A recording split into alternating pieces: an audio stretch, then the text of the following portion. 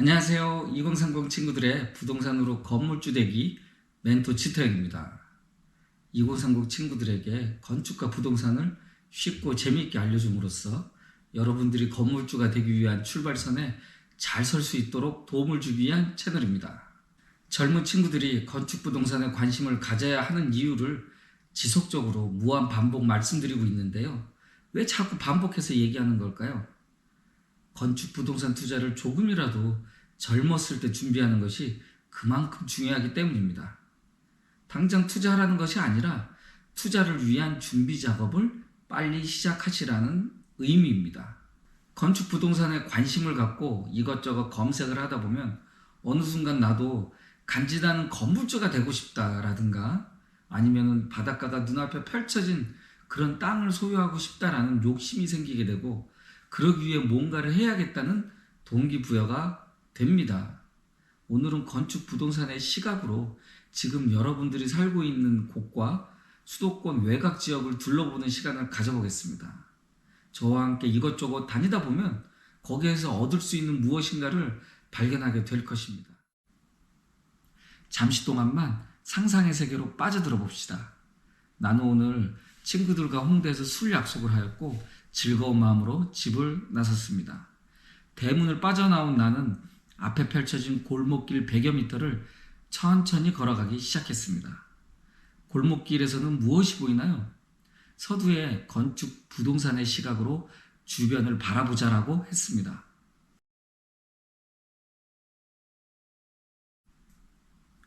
골목 양옆으로 오래된 단독주택과 여러 사람들이 공동으로 살고 있는 다가구 주택, 빌라들이 나란히 서 있습니다. 그 골목길의 집들을 보면 무엇이 떠오르나요? 아무것도 안 느껴진다고요? 좋습니다.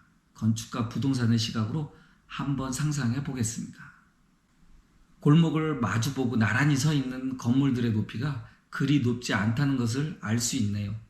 층수를 세어보니 5층이 제일 높은 건물 같습니다.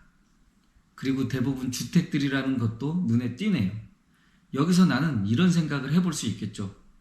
이 골목길 주변은 낮은 층수의 주택들 위주로 건물이 지어지게끔 법으로 정해놓은 모양이구나. 그리고 상가는 거의 보이질 않아.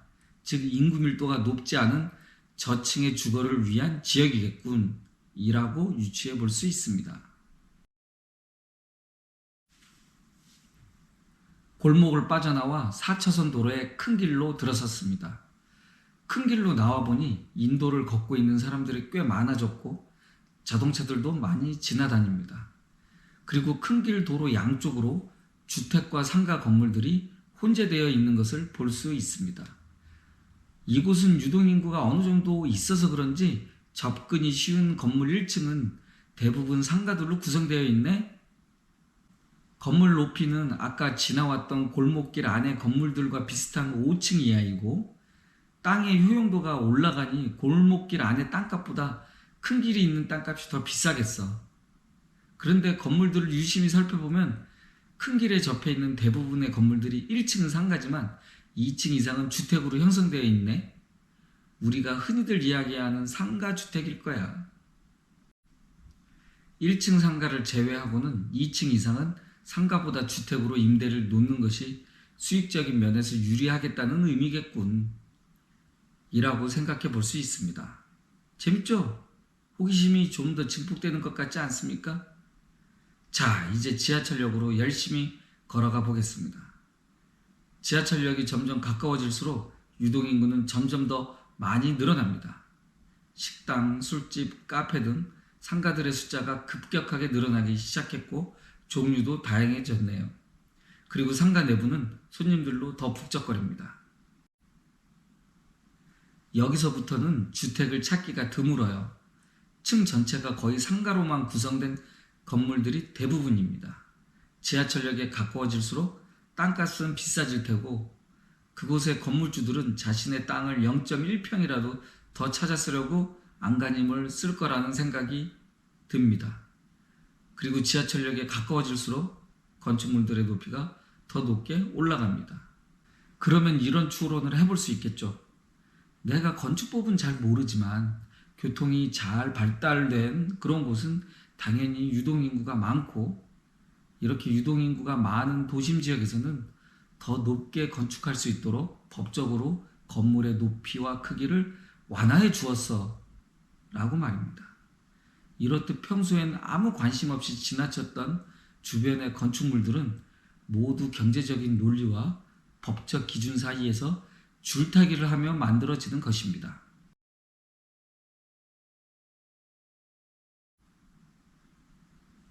다른 예를 하나 더 들어보죠. 토요일 오전 주말 드라이브를 즐기는 여러분은 경기도 외곽국도를 신나게 달리고 있습니다. 점심때가 다가오니 슬슬 배가 고파오네요.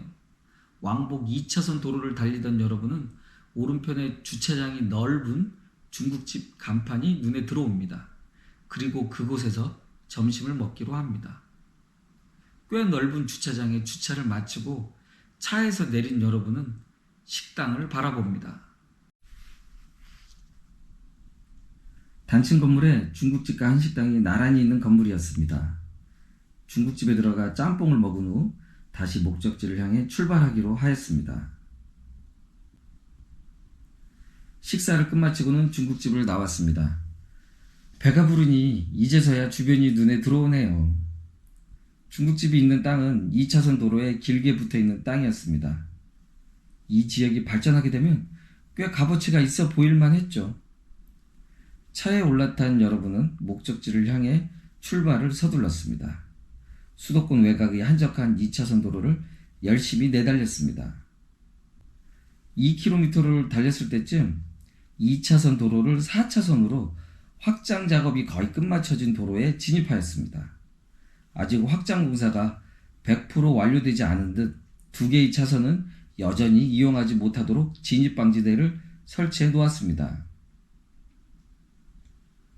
달리다 보니 공사 중이라는 편말도 눈에 띄네요. 지금의 상황을 겪고 있다면 여러분은 어떤 생각이 드십니까? 그저 단순하게 짬뽕 맛이 괜찮네. 역시 외곽으로 나오면 주차하기가 편해서 좋아. 그리고 이곳에 도로 확장 공사를 하는구나 라며 별 생각 없이 그곳을 지나쳐 버리나요?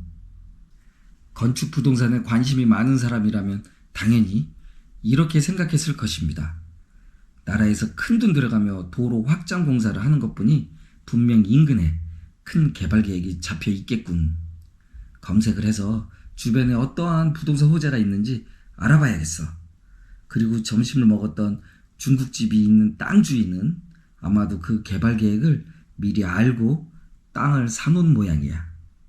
물론 대출을 끼고 샀을 가능성이 높으니 대출 이자를 감당하기 위해 건축비가 저렴한 조립식 건물을 짓고 임대를 주었군. 그리고 그 임대료로 대출 이자를 내면서 땅값이 오르기를 기다리고 있겠지.